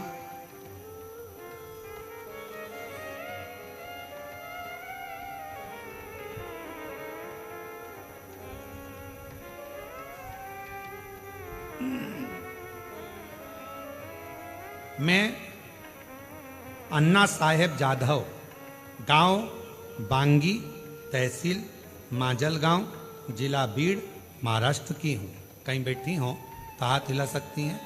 वो शुगर वाला पत्र मिल गया। एक लोटे जल का मैं क्या वर्णन करूं, पशुपतिनाथ का मैं क्या वर्णन करूं, कुबरेश्वर धाम का मैं क्या वर्णन करूं। मेरी बेटी अंकिता को 3 साल की उम्र में 2016 से शुगर की बीमारी है, जो शुगर 500, 600, 650 पार रहती है। गुरुदेव 500, 600, 650 पार रहती है।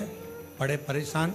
परभणी महाराष्ट्र का कोई डॉक्टर मुंबई पूना तक का नहीं बचा जिससे इलाज ना कराया, पर वो शुगर ऐसी कैसी ही रही। गुरुदेव कभी डाउन नहीं हुई, इंसुलिन लेती, जिंदगी जीती। किसी ने आपका बताया, बाबा के धाम ले आई, कंकर शंकर पूजन कराया, रुद्राक्ष लिया, बाबा की चढ़ी हुई बेलपत्र उसको खिलाई और यहीं से कुछ बेलपत्र बीन कर ले गई और वो बेलपत्र उसको मैंने 5 दिन तक रोज दी। आज बाबा की कृपा से मेरी बेटी को इंसुलिन नहीं लगता। आज शुगर 150 पर आकर खड़ी हो गई। मैं बाबा को प्रणाम करती हूँ और मेरी बेटी अब नॉर्मल। शिव तत्व किसको कहते, शंकर किसको कहते?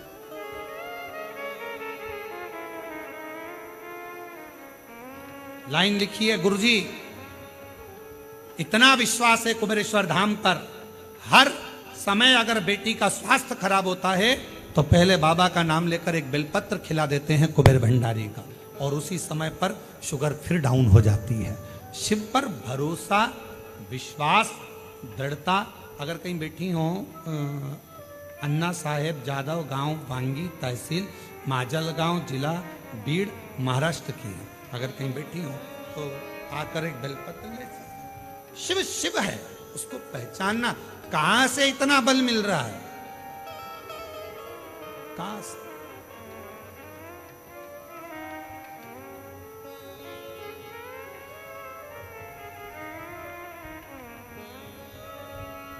कहां से लेकर आते हैं?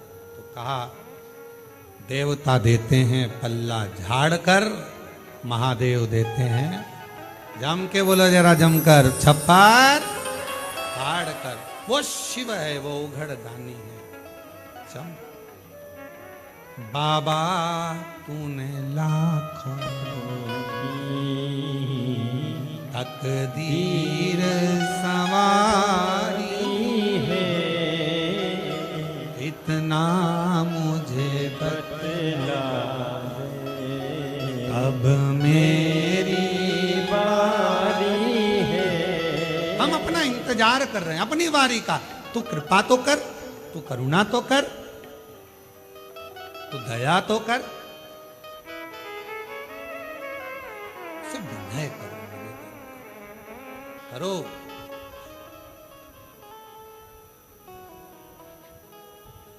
शिव कथा कर। मायासुर के पास इतना बल कहां से आ रहा है? तो करता क्या है? तो कहा शमी वन है, उस शमी वन के अंदर उसने सिंहासन लगाकर बैठ गया। शमी वन।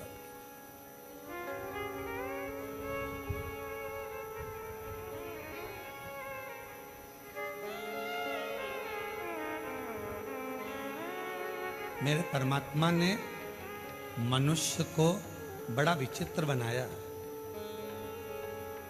मनुष्य डरपोक इतना है कि रात को अपने आप से डर जाता है। कभी कभी सोते सोते चमक जाता है, कभी कभी अपनी परछाई से डर जाता है, कभी कम्बल पांव पे आ गया तो डर जाता है। रात को मनुष्य को बड़ा विचित्र बनाया। मानव इतना विचित्र बनाया कि मनुष्य डरपोक इतना है, अपने आप से डर जाता है रात में। और मनुष्य को बल इतना दिया है कि भगवान से भी नहीं डरता है। डरपोक इतना बनाया कि अपने आप से डर जाए, और बलवान इतना बनाया तो भगवान से भी नहीं डरता, इतना बल। और किसी ने पूछा कि बल कहां से आया? ये तो कभी मंदिर नहीं जाता, शिवालय नहीं जाता, देवालय नहीं जाता, तीर्थ नहीं जाता, क्या करता है?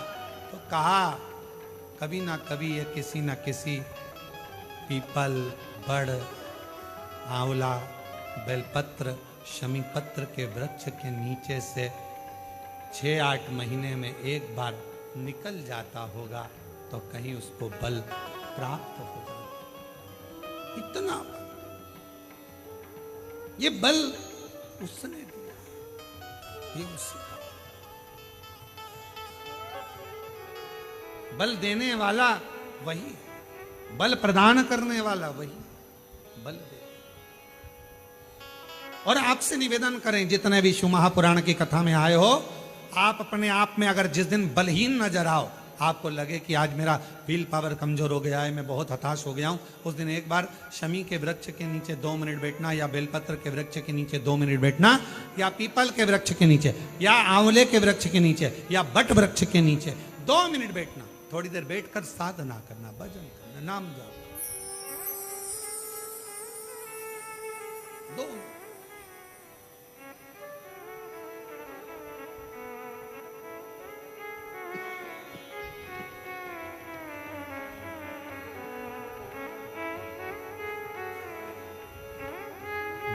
तो तेरा एक दीदार चाहूं, दीवाना तेरा तेरा प्यार चाहूं।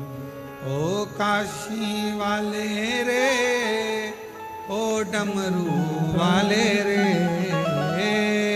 काशी वाले रे, ओ डमरू वाले रे, अब तो हो जा मेहरवा, ओ काशी वाले रे, अब तो हो जा मेहरवा, ओ काशी वाले रे, अब तो हो जा मेहरवा, ओ डमरू वाले रे, अब तो हो जा मेहरवा, ओ काशी वाले रे, ओ काशी वाले रे, ओ डमरू वाले रे, ओ काशी वाले रे, ओ डमरू वाले रे, ओ काशी वाले रे, ओ डमरू वाले रे, ओ काशी वाले रे, ओ डमरू वाले रे, मेरा दिल तुझ पे कुर्बा, ओ काशी वाले रे, ओ मेरा दिल तुझ पे कुर्बा, ओ काशी वाले रे, मेरा दिल तुझ पे कुर्बा, ओ काशी वाले रे।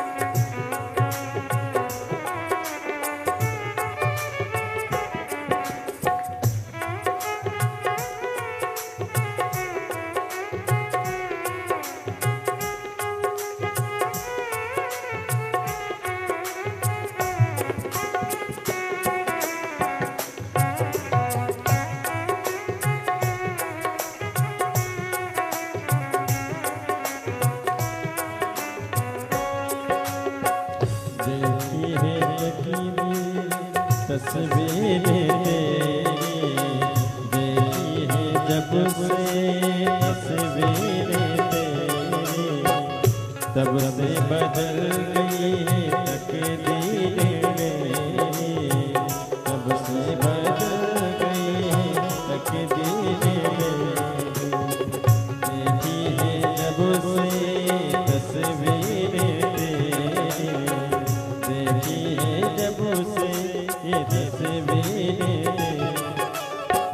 तब से बदल गई है तकदीर मेरी, तब से बदल गई है तकदीर मेरी। वो काशी बने रे, वो डमरू बने रे, वो काशी बने रे, वो डमरू बने रे। अब तो हो जा मेरे बाबू काशी बने रे, अब तो हो जा मेरे बाबू डमरू बने रे, वो डमरू बने रे, वो काशी बने रे, वो डमरू बने रे, वो काशी बने रे। मेरा दिल तुझ पे कुर्बान, वो काशी बने रे, मेरा दिल तुझ पे कुर्बान, वो काशी बने रे।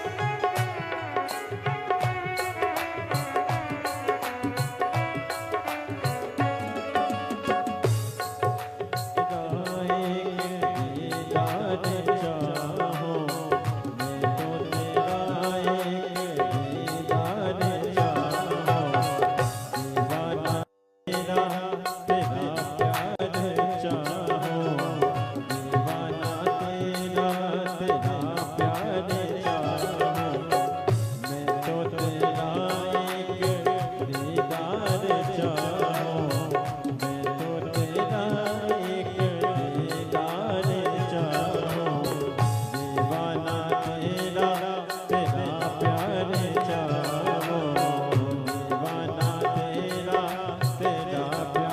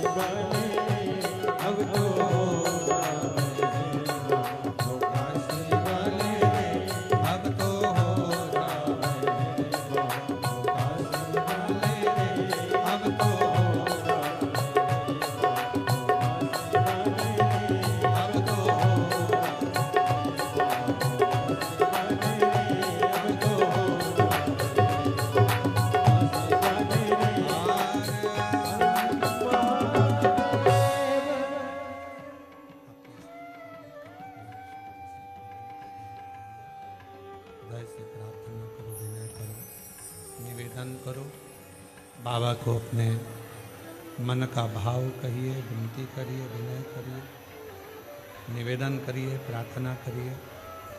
प्रेशर बढ़ा। भगवान को अपने मन का भाव हृदय से प्रार्थना करो। जहाँ जगह मिले वहाँ बैठकर बाबा को अपने मन से, आज शिवरात्रि है सावन की, दिल से प्रार्थना करिए। जितने लोग खड़े हैं सब बैठ जाओ, कोई भी खड़ा ना रहे। आज आप लोग कंकर शंकर की धरा पर आए हो तो शिवरात्रि के दिन प्रार्थना करो, विनय करो। मौका मिला है शिव पुराण की कथा सुनने का और बाबा की कावड़ भरने का, तो हृदय से भाव से निवेदन करो। सब लोग साथ में बोलेंगे, प्रार्थना करेंगे। नीचे बैठ जाइए, बैठ जाओ। जगह नहीं है तो बाहर जाकर बैठ जाओ, पर बैठकर प्रयत्न करिए, प्रेम से बोलिए।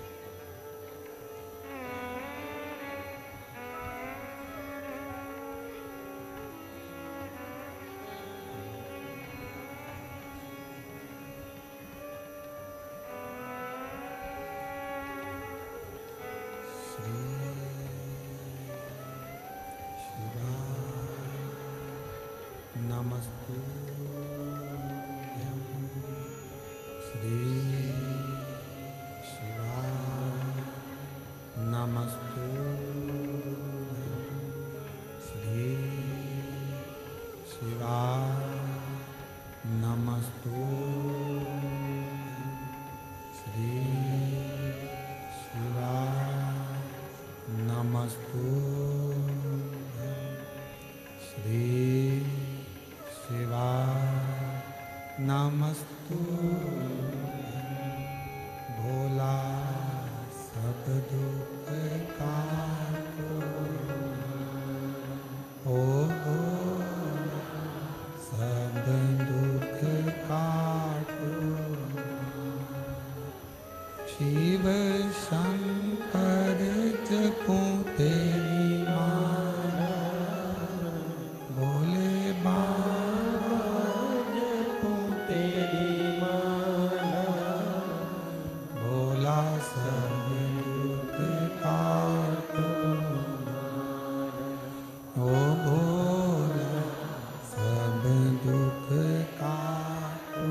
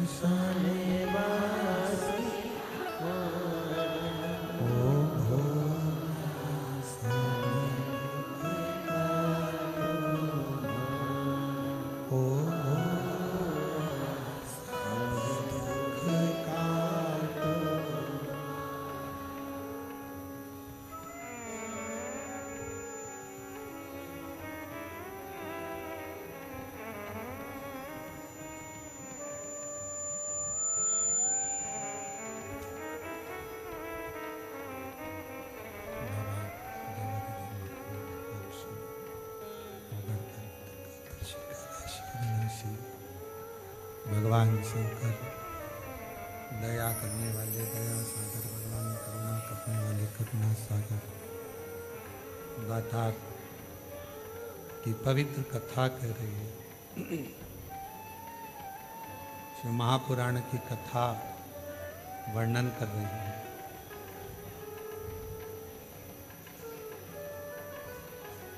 शिव तत्व कह रहा है। मायासुर के पास में ये बल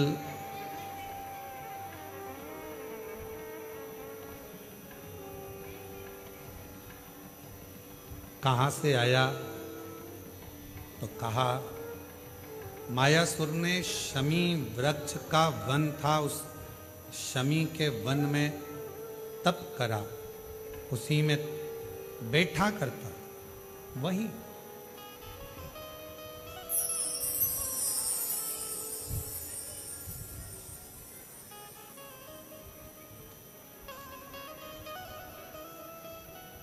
शमी के वन में बैठना, बेलपत्र के वृक्ष के नीचे बैठना, पीपल के वृक्ष के नीचे बैठना, बट वृक्ष के नीचे बैठना, ये हमें एक अलग से बल देता है।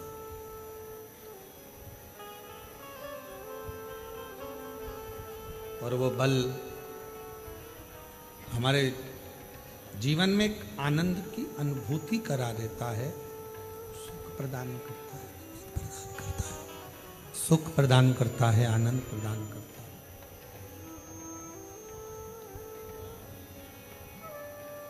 तो मृका जी ने जैसे कहा, जितने देवऋषि नारद के साथ में जो पर्वत मुनि आए थे, देवऋषि नारद के साथ में जो भी आए हुए थे, सब ने सुना। खबर पहुंच गई ब्रह्मा जी के पास में। ब्रह्मा जी से जाकर कहा, पिताजी, उस मायासुर के पास में अगर बल है तो वो किसी देवता का दिया हुआ नहीं है, एक वृक्ष की छांव से प्राप्त हो।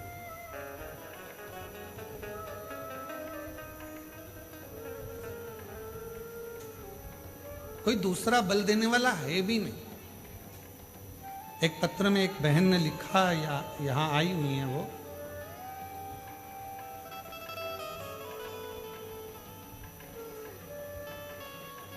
मेरी पत्नी अनीता ठाकुर मुरादाबाद उत्तर प्रदेश से।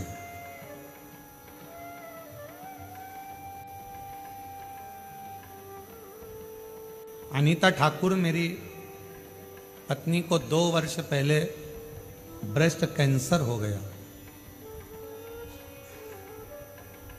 इलाज रेगुलर चलता रहा। आ जाओ, यहीं से आ जाओ।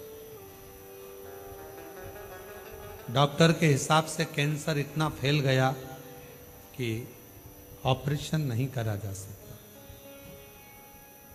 लास्ट स्टेज का बताया, हिम्मत हार के गए थे, पर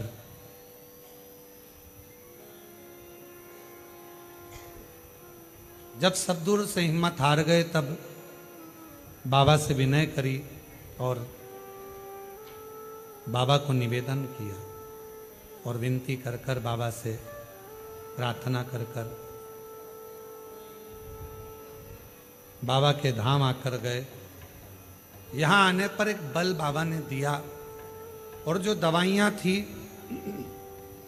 और शरीर को लगना प्रारंभ हुई। गुरुदेव, एक मन की आखिरी इच्छा रह गई थी, तो बाबा के धाम में कावड़ भरना थी। सीवन का जल लेकर 11 किलोमीटर दूर से पैदल चलती हुई। जरा विचार करिएगा, जिसका लास्ट स्टेज कैंसर हो और 11 किलोमीटर दूर से चलकर अगर कावड़ लेकर आई है। पर गुरुजी,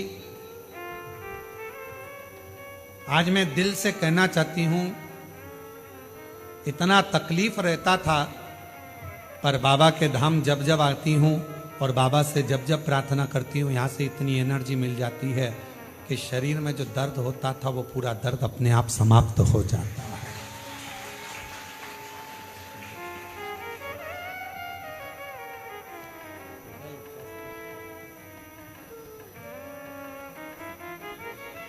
शिव कृपा।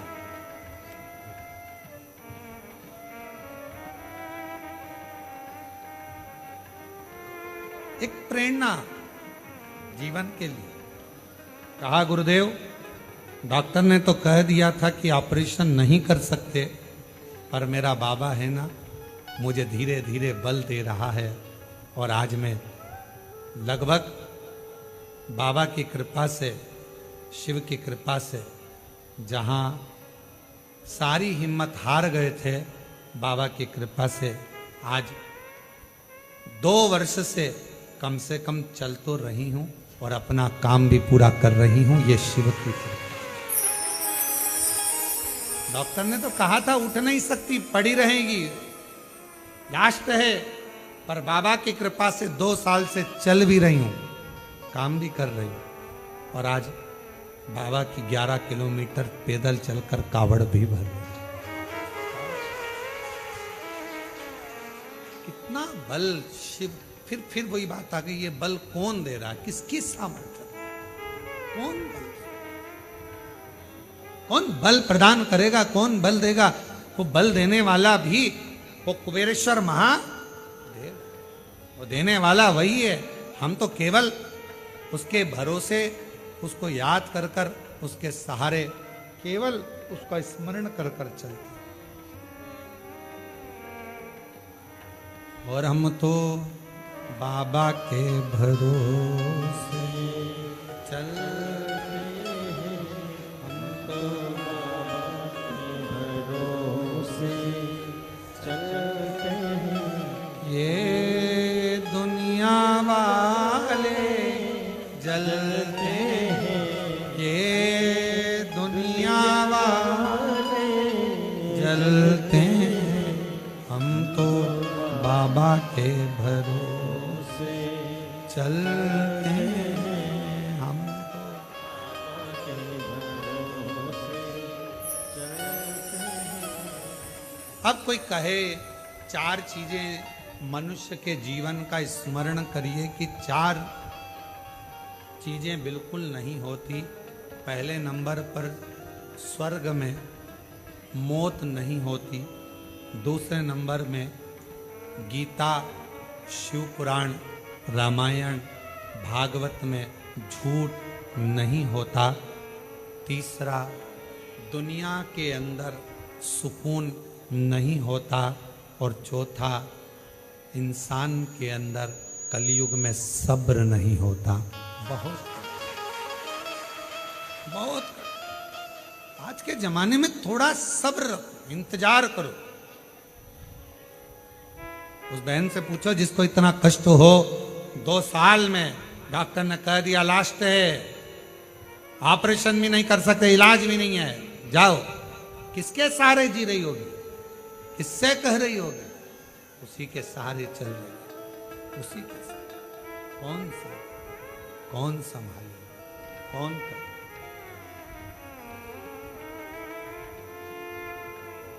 शिव कथा कहती है, भगवान शंकर की कथा वर्णन करती है, शिव महापुराण की कथा कहती है कि मायासुर का बल आखिर आ कहां से रहा है, तो कहा कोई दे रहा है, और पता करा तो वो शमी का वृक्ष था।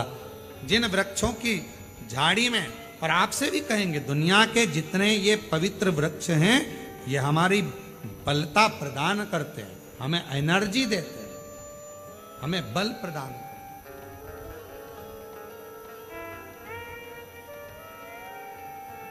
यहां बल देते हैं।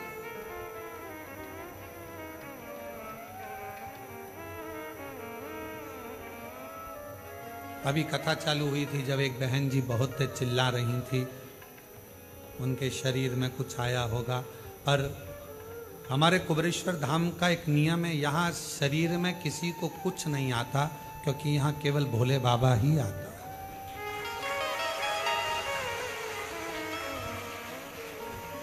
और जब उनको जगह मिल गई, आगे बैठ गई, तब उनको लगा कि हाँ गया। तो यहाँ आता वाता नहीं है, यहाँ तो केवल कुबेरेश्वर बाबा, और वो कहीं गया नहीं है। ब्रह्मा ब्रह्म लोक में रहते हैं, भगवान विष्णु वैकुंठ लोक में रहते हैं, और शंकर जी मृत्यु लोक में रहते हैं। जो गया ही नहीं तो वो आएगा कहाँ से? ऑलरेडी पहले से ही है, तो वो शरीर में आता भी नहीं है, जाता भी नहीं है। इसलिए तुमने देखा होगा सारे देवता शरीर में आते हैं, शंकर जी नहीं आते। और एक आध बार शंकर जी आ जाए तो उनको जहर पिलाकर देखना है कि मरे कि जिंदा, क्योंकि वो तो विष पीने वाला, धतूरा खाने वाला, धतूरा में रहने वाला, कांटों में रहने वाला। मेरा शंकर किसी के शरीर में नहीं आता। बड़भंगा जो गया ही नहीं, वो आएगा कहां से? वो तो ऑलरेडी। इसलिए कुबेरेश्वर धाम पर ये किसी के शरीर में कुछ नहीं आता। कुबेरेश्वर धाम में यहां तक, कहाँ है वो पत्र? अभी एक बहन जी का पत्र पढ़ रहे थे, उस पत्र में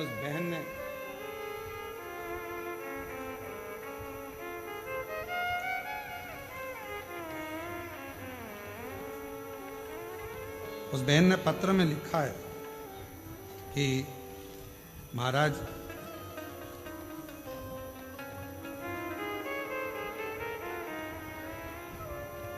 मेरी बाबा से कौन सी लड़ाई है, उसने पत्र में लिखा। जितनी बार कुबेरेश्वर धाम आने का सोचती हूँ और जितनी बार यहाँ पर आने का विचार करती हूँ, बाबा मेरे को बुलाता क्यों नहीं है। टिकट हो गया,